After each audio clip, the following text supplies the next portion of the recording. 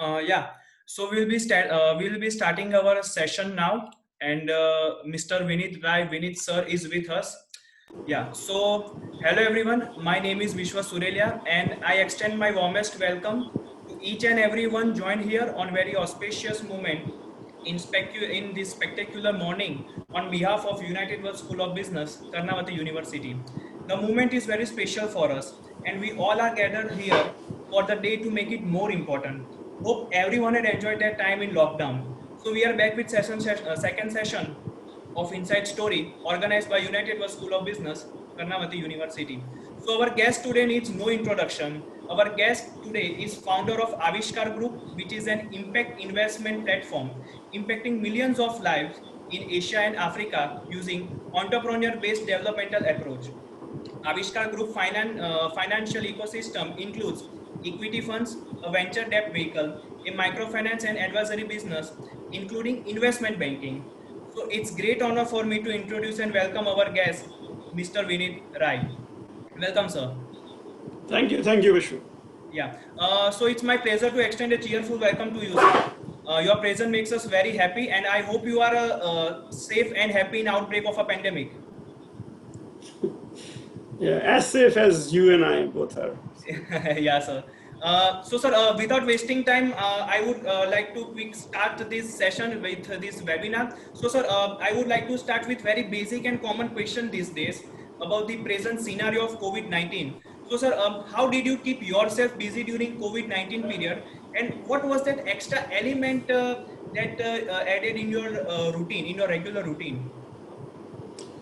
Well, I was in Europe, so I saw the COVID-19 impact unfolding. I was in London, then in Paris, then Copenhagen, and Oslo. Okay. And this is right up to 13th of March. And so I could actually see what was happening on a daily basis. We could see things changing on the ground. And so I took a flight off and landed in Mumbai on 13th. And then offered myself for a self-quarantine for 14 days. And those 14 days, you have to sit in a room and basically live effectively alone, which is, I traveled 20 days in a month. So to spend 14 days in one room, not traveling, it was an interesting experience. Not something which was very new to me, but because I have lived in a forest earlier, so it's nothing new. But I think the critical changes that has taken place because of COVID-19 is one, you do not really travel much. You also get to see sun, you don't see much pollution, you see different varieties of bird. There are a lot of good things that have happened. You can spend more time eating home food. You can spend more time in working out and improving your body as well. So things that you cannot do if you're traveling extensively. Other thing that is actually quite critical or very unique that we have probably not experienced as much. I mean, some of us had experienced it, but this engagement in a virtual manner. So today when I'm engaged with you, I can't see people, so it seems I'm talking to myself. Everybody has actually muted themselves and stopped their videos. So it's an interesting way to engage. It's a very different way. So that's actually something new. How do you keep yourself busy? Well, unfortunately, because everybody is a little wary of what is going on, so there is always a need to communicate, and therefore people communicate more when we are actually not physically close. And I think that has happened. So whether it is family or friends or work, the communication has significantly gone up. I think the good part of COVID is that I can set up a meeting between here in London or here or New York at the drop of the hat, because both sides know that we can't travel.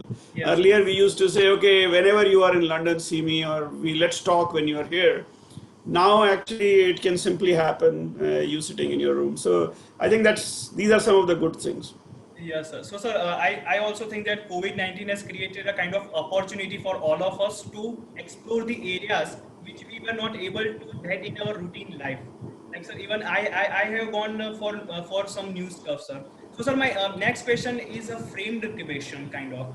My father taught me that work is essential supplement to run our body. In Hindi, we say that काम जरूरी है खुद के body को चलाने के लिए, otherwise our body won't be running that efficient or that of the optimistic way. So, sir, that is something that had been stayed with me in past few years. So, sir, how was your childhood and your adulthood? And, sir, what are the few learnings that stayed with you till date? I am sure that there are going to be many learnings. Well, I mean, of course, I'm 49 now, so unlike you, who's 22, I've seen much more life. So, Definitely, sir. yeah, I think my childhood, I belong to Varanasi, but was born in Jodhpur, Rajasthan. My initial upbringing was largely in Rajasthan.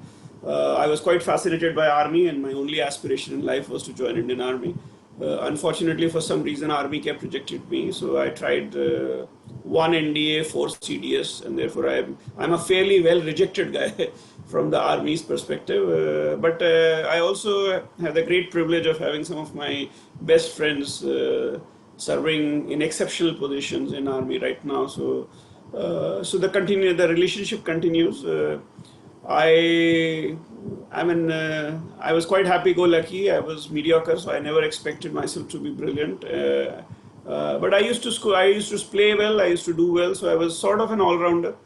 And I think, in some sense, what my learning was that you have to find ways of excelling with whatever limitations you have. So if you're not really the best and the brightest, you're not really the top of the class, or you're not really the best athlete, try to fight and make the best of what you have. And so in some sense, the learning that I took from my early life was that you need not be the largest, the biggest guy.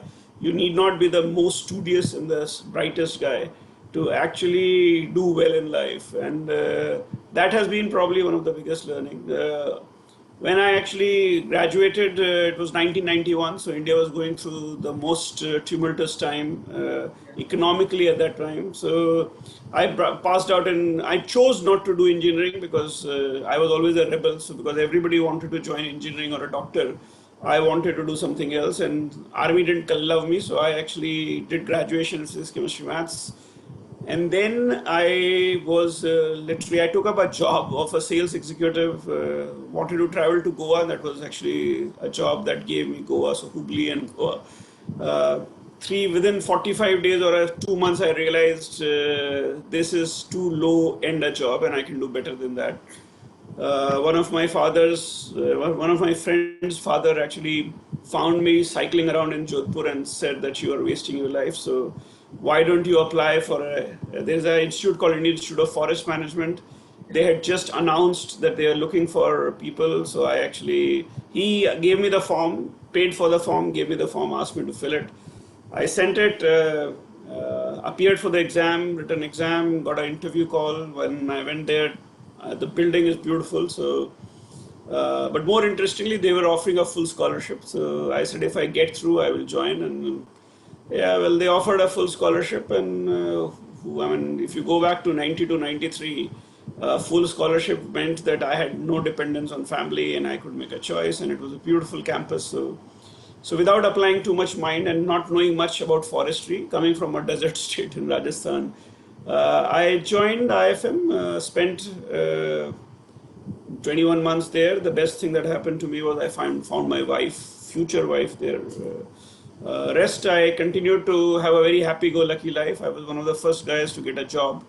The job was actually in a forest in Orissa, which was quite a baptism. I went to the forest, lived there 3.5 years, no running water, no electricity. I really enjoyed my life in the forest. What do you think? At 22, I was the same age as you. 22 years, 6 or 7 months. I had a motorbike and a jeep. I could drive up and down. I had to travel 150, 175 kilometers every day, chasing elephants and bear. It was a beautiful life. But within 3 years, I got married, and my wife found that isolated life, where no human contact for days, not necessarily the most rewarding. And then she asked me to find a job. And I was still 25, and to find a job from a forest to a city is a very difficult one. Why would somebody hire a guy who was living in a forest? So IIM Ahmedabad was looking for a person who came with a background of work for a corporate and lived in a forest. And So I applied for that job. Probably I was the only guy. So I joined as a IIM Ahmedabad as a research associate. Worked for 9 months, wrote some papers, and realized that sitting and typing papers is not really what would make me very happy. So I quit, and then I got lucky. Government of Gujarat was setting up probably India's first incubator. I applied for a post of manager. During the interview, I was offered the job of the CEO. Not necessarily because I was the brightest and smartest. I just happened to be there, and I was just 26 years, 7 months, and I became the CEO. I used to report to. I had a board which has who's who of government of Gujarat, and I also had an opportunity to report to the chief minister simultaneously. I ran that incubator for 4 years. Probably one of the most successful stints. I set up 7 enterprises, made them quite successful, filed, set up intellectual property IPR cell in for government of Gujarat. And in the process, I also actually discovered that my job was to convert innovations done by farmers into business. And in the process, I learned that really the ideas are dime a dozen. Almost every Indian carries 10 ideas in their back pocket. What was missing was really capital and talent. So, I mean, if I ask all of you, where do you want your job to be? None of you will go and say, I will go and work in a village. So I think it was very obvious even in 96, 97 or early 2000 that talent and money doesn't want to go to rural India. It wants to go to urban or where infrastructure is there.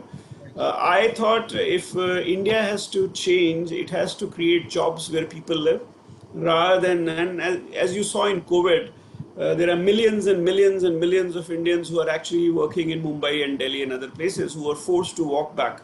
Now, why did that happen? Because there are no jobs and opportunities from where they come from. So I wanted to actually take opportunities and jobs back to where people live so that they don't need to be forced to migrate. Of course, it does not mean I'm anti-urbanization. I think urbanization is a very natural progression of any society. It's just that you don't need to actually have big mega cities. You can actually have smaller and well-contained cities as well. Something that the current government talks about as smart cities. So one of the ways to do that is to actually pick up innovative ideas, take high risk capital, and then convince entrepreneurs to actually start businesses in those areas. And that was the inspiration with which I quit my job in 2001 with 5,000 rupees of personal capital and started Aavishkaar, the fund. And then I borrowed 1 lakh rupee to start a company called IntelliCap, which essentially was intellectual capital, human capital or intellectual capital, with the idea to attract talent from across the world and convince them that rural India is quite a nice place. So that's my story till 2001. Thank you, sir. Thank you. So, sir, my next question is that the youngsters like me and my generation people that faces very often that they are very stubborn because there is a slight difference between I am right and I am only right. Okay. So, sir, how to overcome this and how to accept others' perception, guidance, advices according to you? Well, when you are young, this is very challenging. So it's not your generation. Every generation has been like that. So youth of every generation believe they are right. And see, there is a correlation, and that's actually the theory. The difference between youth and or basically intelligence or youth or exuberance of youth and wisdom is there is a negative correlation between the amount of experience you have and the confidence you have, because when you are very young, 22-year-old, you have not seen downside of the life, you have not gone through negative, so you are very brave because you don't have knowledge of what cannot be done. And that knowledge of what cannot be done is a very powerful stimulant that, along with youth, the energy of youth, makes you try to do things and believe that everybody else is an idiot and I am the only young person. This is a very natural phenomena. As you gain experience and you have seen failures after failures and you've seen anything can change and nothing what you think doesn't happen, you start gaining a lot of wisdom, but you start losing your confidence. So there is a complete inverse relationship between wisdom and confidence comes with lack of knowledge. And as you gain more and more knowledge, or largely when I say knowledge, with time you start realizing how little you know on how complex life is. As you come to know more and more of that, your confidence keeps going down because you know how many probabilities you are dealing with. Now, therefore, every big change has come not from wisdom, it has come from youth. Because youth doesn't know it cannot be done. While wise old men know it cannot be done, so they will never do it. Yeah, But right. youth doesn't know. So the biggest change in the world largely come from deviate, lack of understanding, because you have the ability to question whether the emperor is naked or not. With wisdom, I know if I call an emperor naked, I'll be killed, so I will not question. But a child doesn't have that fear, so he or she can question that. And I think, therefore, youth, the ability to say everybody is a fool and I am right, actually also gives you this innate ability to change the world. And therefore, don't be fearful. It's also, but let me actually come back to the second part of the question, which is being stubborn and believing everybody is a fool. I think the smart youth is who actually acknowledges that youth, the naviate, is actually very important, but does not ignore wisdom. Because wisdom will tell you what is not possible, and therefore your young mind can find a way across. If you stand on a cliff and jump, saying, I have read Darwin, that you can evolve, and that by the time I'll hit the ground, if I jump from the cliff, I'll become a bird, because Darwin said so. It's called suicide and not intelligence. Yes.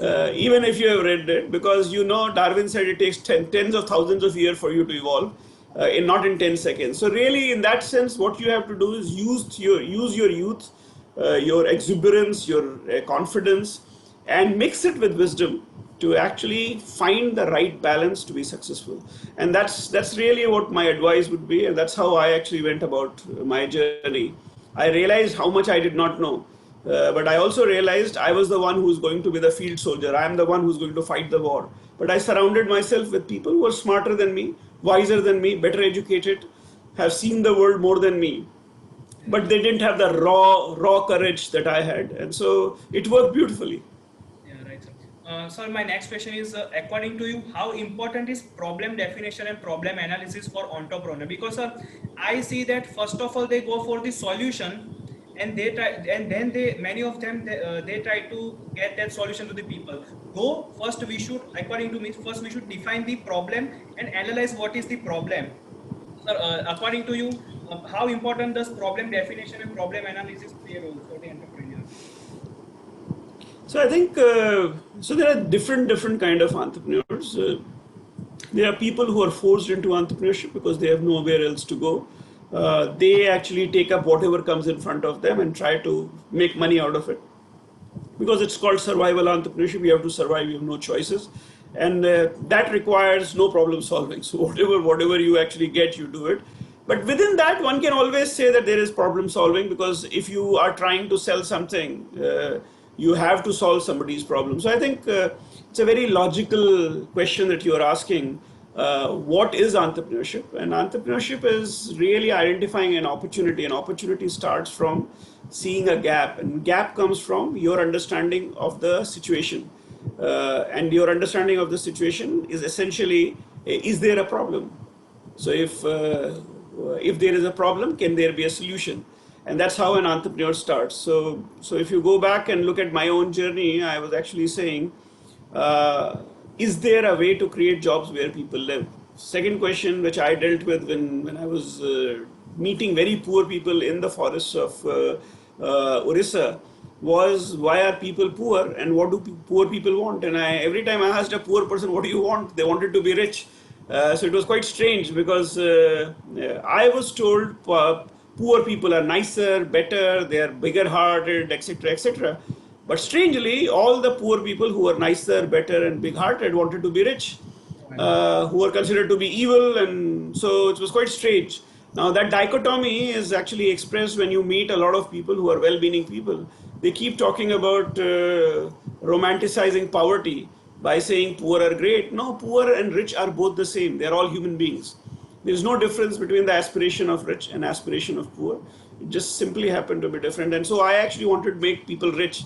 I did not know how to make people rich because I myself was not rich. And then I figured out business makes people rich. So I said, okay, what is a business? And I realized in a business, there is an idea, there is capital, and there is an executor. So you need money, you need idea, and you need people. And I just said that I had then realized during my job that the people have hundreds and hundreds and thousands of ideas, but money and people are actually the missing component.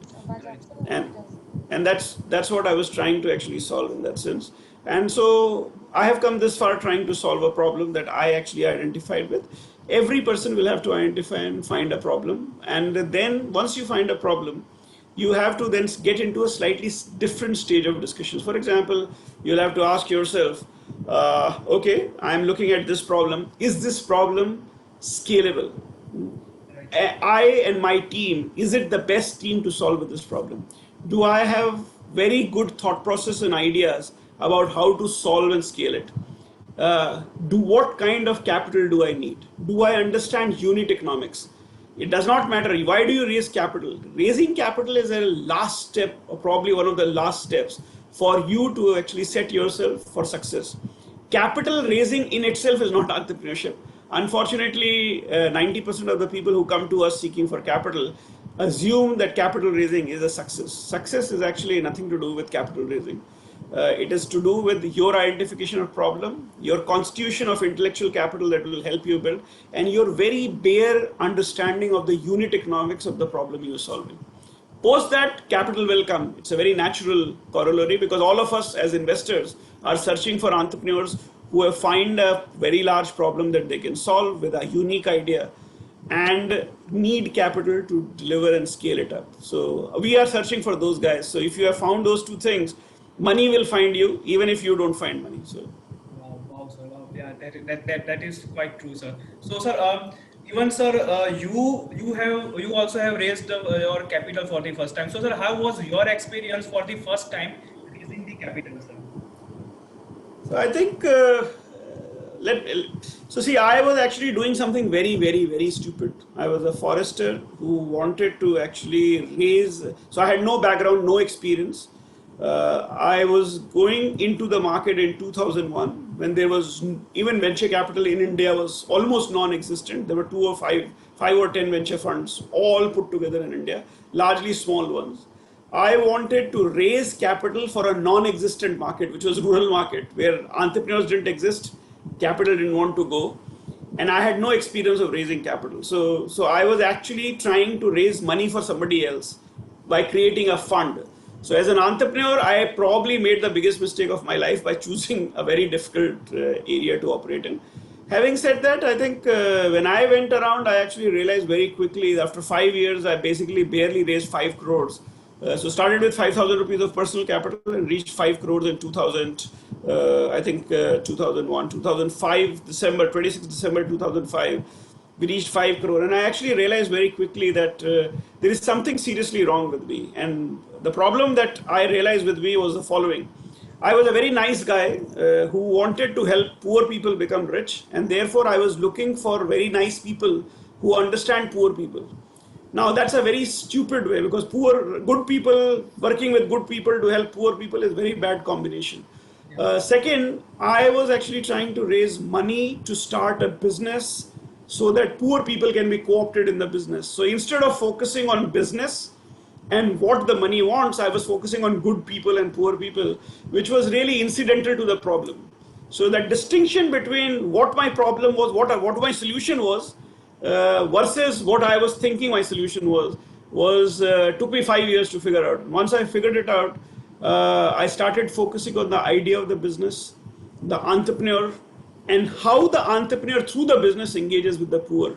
Once I understood that, it became much easier. So I jumped from 5 crores to around 200 or 27-30 billion dollars, which is roughly 200 crores now, by 2010. And from 2010, which was 10 years back, $27 million to roughly 1.1 billion now. So we have grown 40x. So I went from 5,000 rupees to 5 crores in 5 years, from 5 crores to 200 crores in the next 5 years, and from 200 crores to 8,000 crores in the next 10 years. Different phases of journey, all journeys were different, all were exciting, challenging. Every stage is very challenging, and over the next 10 years, we want to go from 8,000 crores to roughly around 1 lakh crore, which is around $12 billion. And to go to 1 lakh crore, we will need to actually be completely operating in a very different thought process with a very different structures, with very different kinds of risks and resilience. So now suddenly today when we think about the world, we think about world or look at the world very differently. So if I have to go back and brief you, I started trying to actually prove a point, which was with 5,000 rupees, and then spent 5 years trying to survive. Roughly, if you look at my first 10 years, it went into survival because I did not know where I will pay salary from next month. I had no access. I did not know rich people. I did not know how to raise money. By the time 2010 happened, survival was not my priority. Scale became a big challenge. And scale meant that I had to think differently. I had to think, can we do it more? Can we reduce the cost? Can we balance ourselves? Is there a better way of presenting ourselves, articulating ourselves? Can I actually attract talent which is superior to me, better to me, work with me, etc., etc. Now we are going into what we call is the stage of significance, where we need to start seeing whether we can actually change the way the world does business. And can we influence it? If we not change it, at least influence it. And that's where wisdom starts playing in. Because when I started off, I wanted to change everything. Today, I actually am trying to influence the change rather than making the change myself. Wow, sir. Wow, wow, wow, sir. So, next question is, so this is the experience that when you required capital. But, sir, what was your experience for the first firm or the company you invested in? So, because that was the first firm, so that experience would have been totally different from that of the now. Yeah, yeah. Well, it was actually a very strange investment. So I met two people. One was 60-year-old, the other was 65-year-old.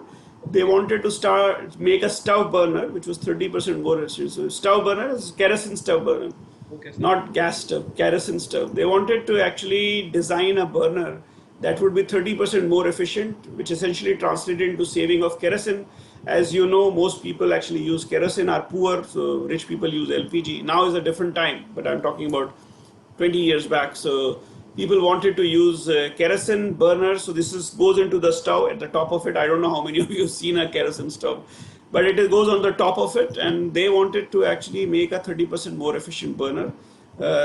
So I gave them 10 lakh rupees, 10 lakh rupees. At that time, it was actually my 8.1 lakh, which later on we made it 10 lakhs. It was a pure idea. So from there, we had made a beautiful graph, which was the sales will go up like this, profits will go up, etc. 3 years later, the company was supposed to sell 1 lakh burners. It was selling 1,000 burners in a year. So instead of 1 lakh, we were actually doing 1,000 burner a year. Okay. I was completely frazzled how the bloody hell make this successful. But the entrepreneurs were quite patient, and they said, don't worry, we will do it. And to Mr. Mukundan and his great vision, that's 2008, we were actually selling 100,000 burner a month. And this company actually became one of the largest burner manufacturing company in India. Now, this was a 10 lakh rupee investment. I actually exited it by selling it for 50 or 55 lakh or something. I don't remember exactly the number. Huge success. My first investment took 10 years to actually reach any level of significance. We made money, but really our contribution in that was only creating confusion. We did not understand much what was happening, and it was the entrepreneur who actually really delivered the goods. So that was my first investment experience. Okay, but sir, how did you overcome that burner thing? Like they want to make that 30% efficient. So what took it so long or so many years to overcome? So it's not really about the burner being 30% efficient. Burner was 30% efficient day one. Okay. But what we thought was actually going to be our value proposition turned completely against us, because we were thinking about the customer, not the supply chain. So just think about it. When we took the burner and we went and told the Kirana store who puts it says off the shelf. So if people come, they ask for a burner and they take the burner away. Now, when we sold it to a Kirana guy, we put it on the shelf and told the Kirana person that, hey, we have got this beautiful burner which is 30% more efficient, this, and it has a payback period of 27 days, which is all the MBA jargon is. He said, and he won't sell anything. So we went back, me and my partner Pradeep, we went back and met all these Kirana stores.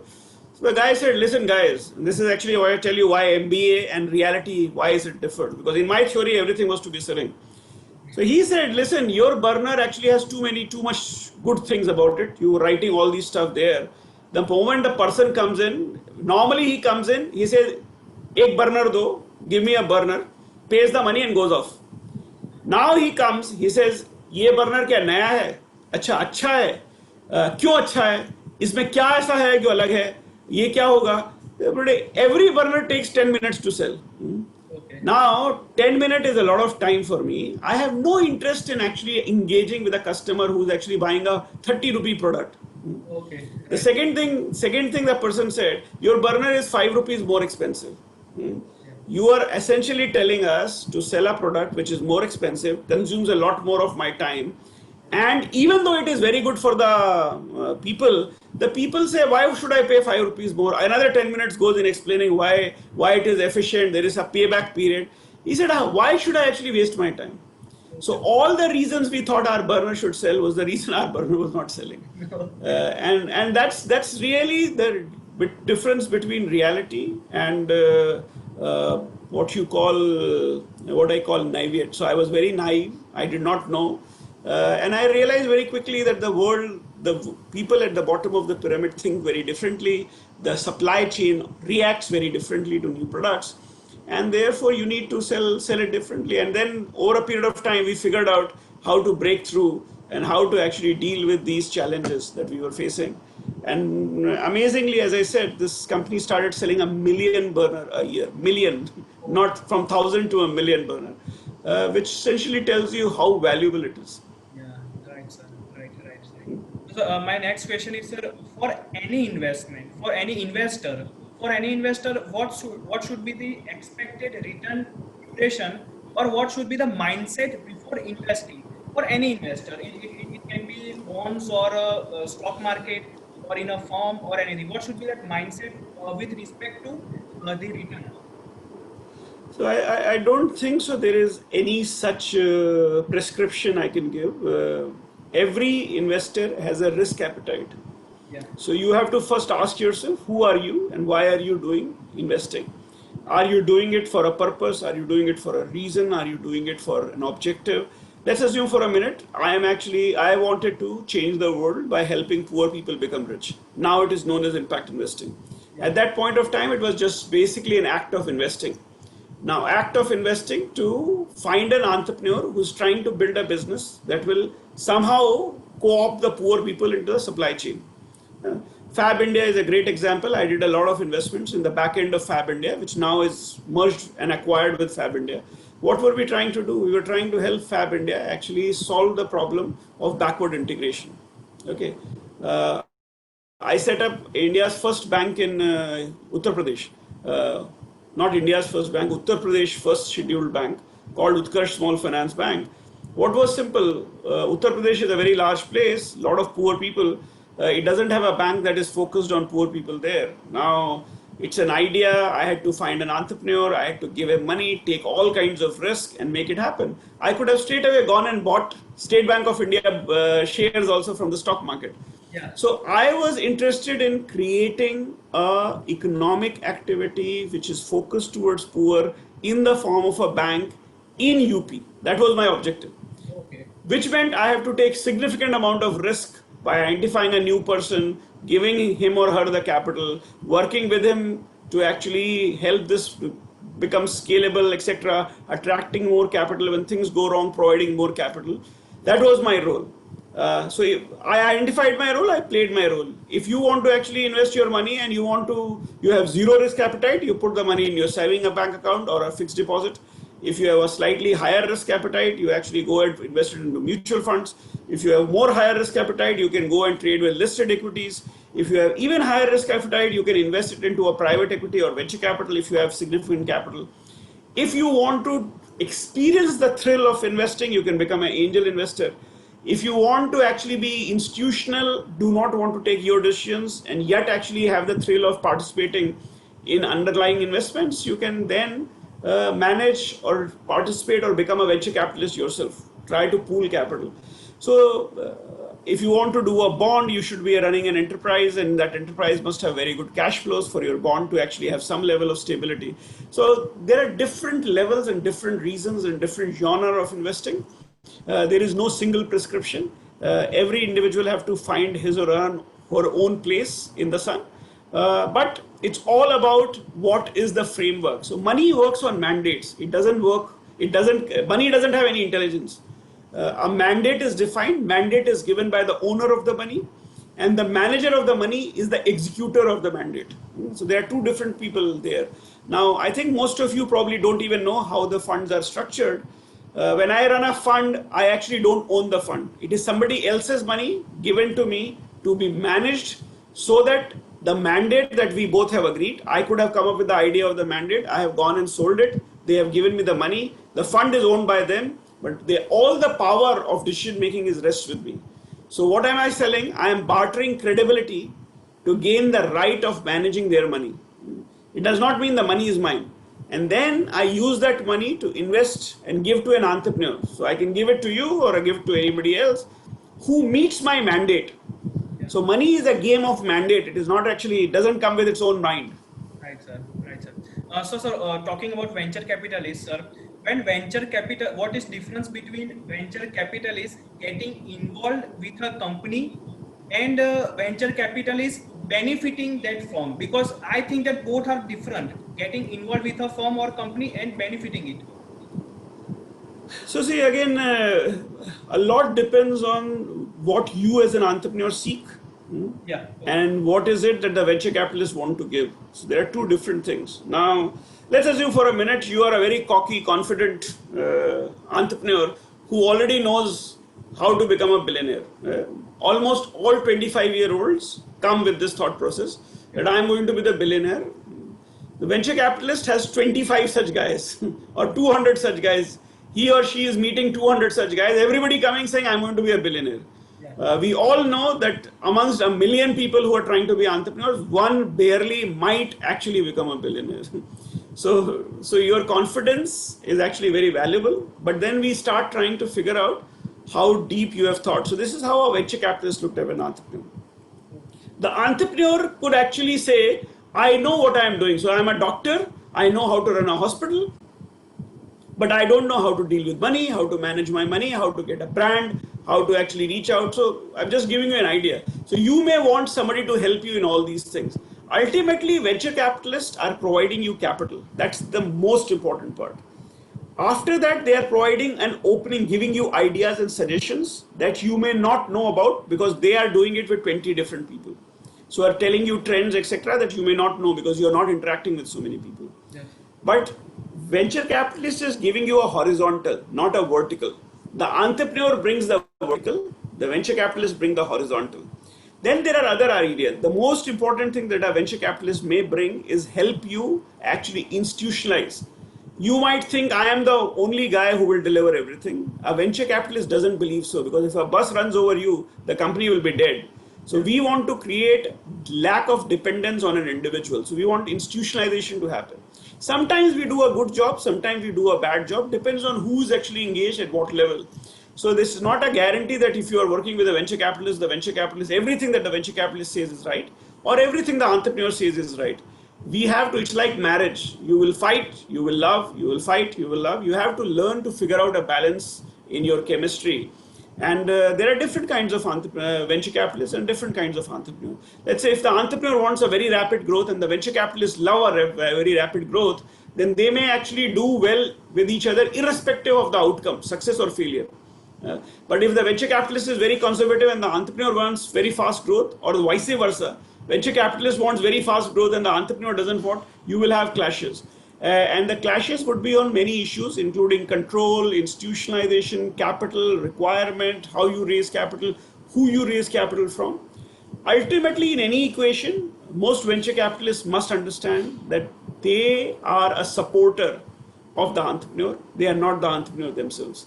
At the end of it, all venture capitalists need to know. All entrepreneurs must know that venture capitalists are expecting transparency and accountability. So if you as an entrepreneur are transparent and if you are very accountable, then we should be able to actually find a way of working together. That's really right, sir, right, what I would like to add. Yeah, right, sir. So, sir, how it felt to be featured on the cover of Forbes? Nothing actually. I mean, you get featured. I mean, lots of photographs. That's not really a big deal because Forbes has to put somebody on the photograph. They need my face or anybody's face, and the same applies to us as well. It takes 20 minutes of photo shoot to get onto Forbes, but of course you have to spend 20 years of hard work for them to select you. So, but I don't think so. It's such a big deal, frankly. You never know, tomorrow somebody might be selling a samosa on the same photograph that you have seen it. So one should actually be, I mean, these things really for an entrepreneur's journey, that doesn't really make a huge difference. Right, sir. Right, sir. So, sir, talking about Aavishkaar Group, sir, initially in Aavishkaar was Aavishkaar Capital, and now under Aavishkaar Group comes Arohan, then Intellect, Grow and Tribe. So, sir, how did this diversification took place? Yes, as I said, I started off believing that my job is to bring capital and talent to spur entrepreneurship in rural India. I did it for first 10 years. By the time it happened, by 2010, I started realizing that we are actually entrepreneurs ourselves. So we call ourselves entrepreneurs behind entrepreneurs when we invest in other people. But we also wanted to do many other things. And so we realized that there are different kind of entrepreneurs. There are some entrepreneurs who don't want to scale, some entrepreneurs who want to set up a micro industry, somebody is a microfinance, so somebody who's actually a survival entrepreneur, somebody wants to set up a micro entrepreneurship, somebody a small entrepreneur, and some people who really require venture capital investing. And we wanted to support all of them. So today, if you look at Aavishkaar Group, we are actually identified a financial value chain, and we provide everything from 5,000 rupees to as large as 100 crores. So 10,000 rupees to 100 crore is roughly what we provide. So if you are an entrepreneur looking for 100 crores, I can invest in you. And if you are looking for 5 crores as a loan, we can give you that. If you are looking at 50 lakh as a loan, we can give you that. And if you're looking at 10,000 rupees as a loan, we will give you that. Now all this requires a restructuring of thinking, thought process, because the equity is very different from debt. A debt of 50 lakh is very different from 5 crores, and a debt of 10,000 rupees is very different from 50 lakhs. So therefore we built different institutions. So today actually you heard about Intelligro and Tribe, but we are now 4 institutions. Aavishkaar, which actually does impact investing or investing equity. Then you have Arohan, which is quite large, $700 million or roughly close to 5,000 crores. It does actually anything from 10,000 rupees to around 1.5 lakh rupees. Then we have Ashwa, which is a merger of Intelligro, Tribe and Intellicash, 3 of the entities that we created, which uses a very physical and technological model to make an individual's worth known using a balance sheet, and does lending anything from 2 lakh rupees to as large as 5 crores. So that's really the range. And then Intellicap, which actually helps building an entire ecosystem, because as you will realize, investing is not about just giving money. It is also about whether there is a follow-on investor. Does the follow-on investor understand it? There is a government, there is a regulator, there is a media, there is communication, there is human resource, there is accounting. So you need to bring everybody together, and that's what Intellicap's role is. And so as on today, we call ourselves a platform, and a platform that has multiple products going at the same time and delivering exponential growth across different geographies. Yeah, right, sir. Right, sir. So, sir, which was the most successful investment you have made? Successful, not in just sense of return, because, sir, it is a developmental approach of that of the Aavishkaar Group. So, which was the most successful and impact investment you have made? So, see, for us, when I define successful, it has to be both return generating and impact making. I'll give you 2-3 examples, and just from a solutioning perspective. So I made a small investment in a company called Rang Sutra, which is actually essentially works with thousands of women on the border of Pakistan, and they make the women owners of the business. So we made a small investment of 23 lakhs. We got some, I think, 40 odd lakhs back from them, 34% return. And that company now is around 20 crores, 14 or 20 crores in turnover. Still owned by a lot of women. So still a small company. But when I invested in, their turnover was 23 lakhs. So they've gone a long distance. Our investment was also for a short period of time, 3 or 4 years. So that's actually a good example of an impactful, scalable investment. Then I'll give you an example of a company called AgroStar, which is essentially an Amazon for farmers. Today, India's largest agri-tech company. It has raised 7 rounds of capital. It delivers what farmer needs at their doorstep. It's actually probably going to India be India's first agri-tech unicorn. Massively scalable, very strong, very powerful, making a huge difference. So, AgroStar is a good example. Then I'll actually also talk about NEPRA. We used to see a lot of waste, and we wanted to actually make a significant difference. So we went around 2013. We drove from Mumbai to Calcutta and back, trying to find people who are working in the area of waste. And our problem statement was, can you convert waste into wealth without having government as a buyer? And then finally in Ahmedabad, we found 2 young men who were actually trying to do something very, working with rag pickers, trying to bring about a change. We gave them 3 crores. There was a fire. Half of our money got burnt. And then we reinvested with them. Today, NEPRA, or Let's Recycle as it's known, better known, is processing 600 tons of recyclable waste or dry waste every day. It is the poster child of Swachh Bharat Abhiyan. And my personal belief is that this company would actually become the first waste unicorn out of India. It can actually scale across India. It's only in four cities right now. If it goes 100 cities in India, it would actually be doing 10,000 tons per day of waste recycling, which is quite remarkable, and has the potential to grow globally as well. I can give you many other examples of taking a company from concept to IPO to other things, but these 3 companies will tell you how value is created. All these companies, we have made significant returns. We have made part or full exits from these companies, and the returns have been quite exceptional. So. Wow, sir. Wow. So, sir, this was some of the successful investment. Okay, according to your criteria. So, sir, what was the most difficult situation you came across? Well, all investments have their own difficulties. For example, in case of NEPRA, there was a fire right after we invested 3 crores. Most of it got burnt, and then we had to reinvest 12 crores after losing everything. So that was a difficult situation. We have lost companies. So every 4 company I invest, I lose 1 company. So every time you write off, it's very painful because you've taken somebody else's money, given to somebody, and the money is gone. It's a very difficult and painful situation. Yes. We have had situations where we invested in a company and then Naxalites actually came with AK-47 and made a cross on the board of the company saying you have to shut it down. So there are many complex situations that you go through where some are in your control, some are not even in your control. In 2010, there was a microfinance crisis in Andhra Pradesh, and I had to reinvest in microfinance in 2011 when the whole world was telling us you are the biggest fool. And to actually use somebody else's money to make investments when the whole world tell you that you are a fool was a difficult situation, but you have to go by what you believe in. And so we took those chances. Right, sir. Very right, sir. Very correct. So, sir, first you have gone to explore the Indian market and then African. So, sir, which opportunities at macro level you saw in Africa to enter? And what was your vision back then? So see, we realized very quickly that you have to decide whether you want to be a regional platform, an Indian platform, or you want to actually try to build a global thing. Now, most people in India actually see India is very large, so why go outside India?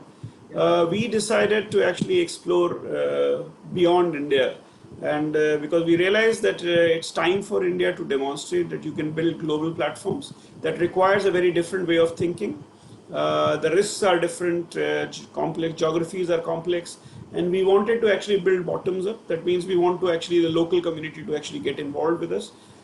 So not only we went to Africa, we also went to Indonesia, Bangladesh, Sri Lanka before we ventured into Africa.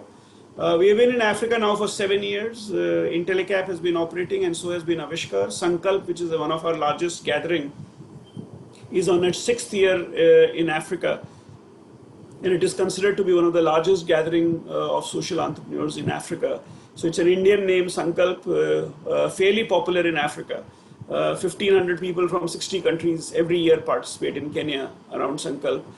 We do the same in India, and we used to do it in Indonesia as well. So we are trying to build a regional impact platform, and we'll replicate every business of ours in these geographies. The way we look at it is so our vision is we exist to bridge the opportunity gap for the other 3 billion. The world comprises of 7 billion people.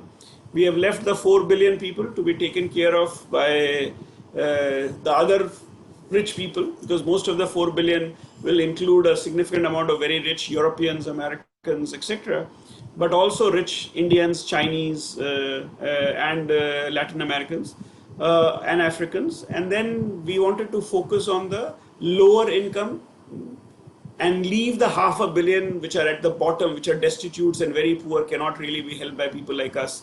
We realize that there are constraints in the model that we follow, so we can't really work with somebody who just has no capability to participate in economic activity.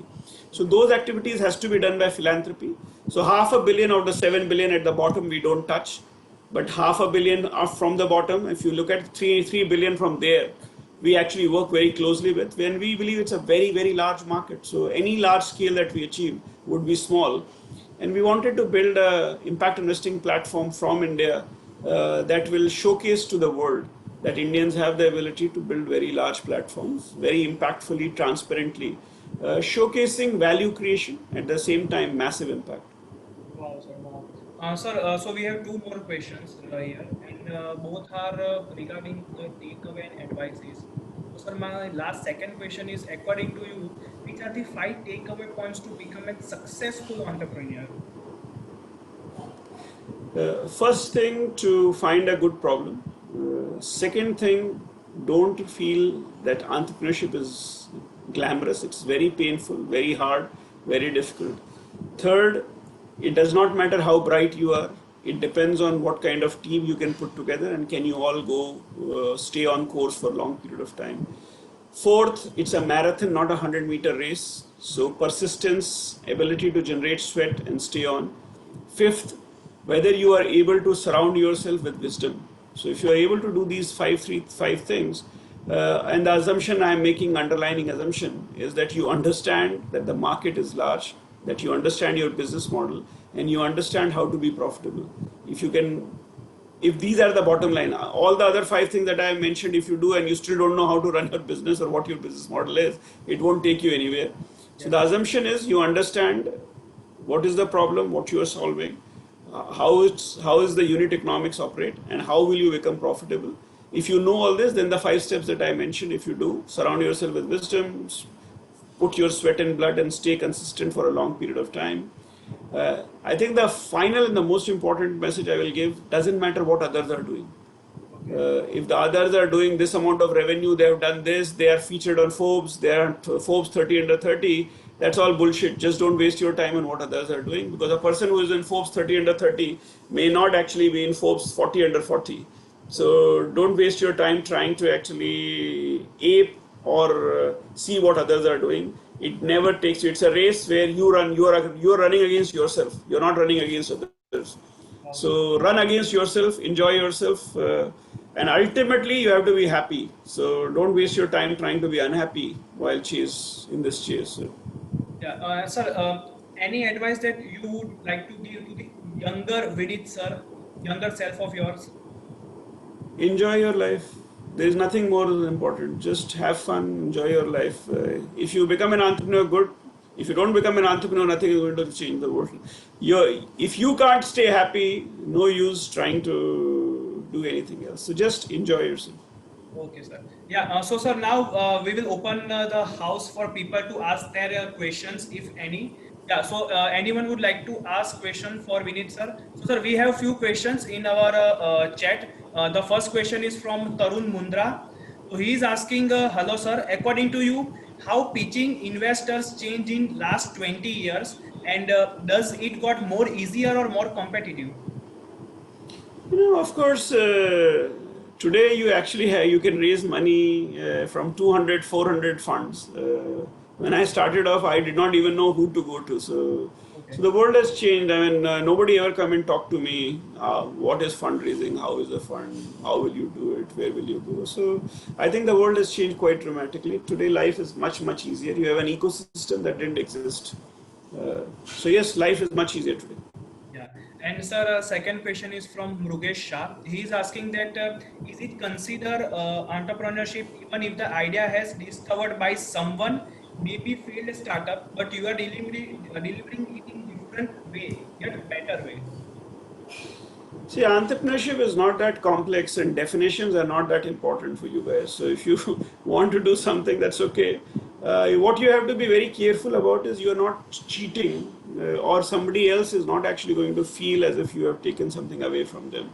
So just be a little careful. I don't think so. It's a great idea to try to pick or copy an idea which has some intellectual property.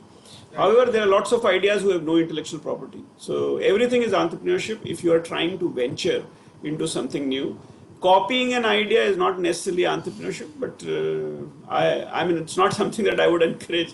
But then the world has copied ideas and people have become very successful. You have to probably, the core idea that you want to is going to start a taxi, which is taxi service that is actually going to be where you can actually use your mobile phone to get a taxi in a second very quickly and you can track your journey, was started by Uber. But then you have Ola and Gojek and so many other models who have actually probably worked on the same idea but changed it, worked it, created new processes, product processes, systems, and new way of integration. So one can call it copying. The other way one can look at it is this is also a very charitable compliment to the founders of Uber. Yeah, right, sir, right. So, sir, we are having one more question. That is, whom do you find your biggest competitor in the market? Well, I think, frankly, I have not really been so bothered about who's my competitor.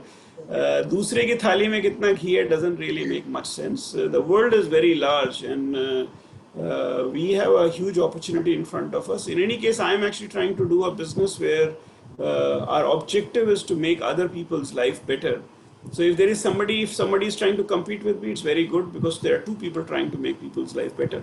If four of us are doing it, remember that for all the claims of survival of the fittest, the world is an ecosystem where the elephant and the tiger and the lion and the birds and the cows and the buffaloes, they all survive together. So you don't need to be actually a lion only to be surviving.